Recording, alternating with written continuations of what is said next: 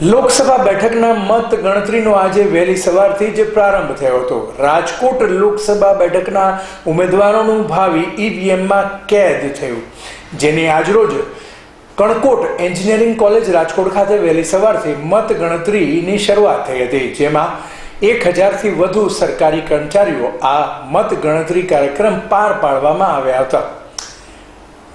કલેક્ટરની અને ચૂંટણી અધિકારીની દેખરેખ હેઠળ વહેલી સવારથી ચુસ્ત પોલીસ બંદોબસ્ત વચ્ચે મત ગણતરી શરૂ કરાઈ હતી.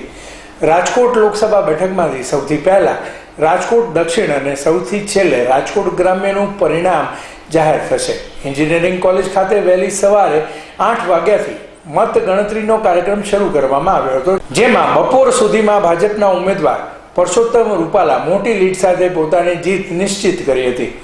સીપી 4 એસીપી 10 પીઆઈ 40થી વધુ પીએસઆઈ અને 550થી વધારે કોન્સ્ટેબલ તેમજ એસઆરપી અને બીજું સૈન્ય દળ મળી મોટી સંખ્યામાં બંદોબસ્ત પણ ગોઠવાયો હતો. અહેવાલ પ્રવીણસિંહ ઝાલા સાથે જિગ્નેશભાઈ પટેલ.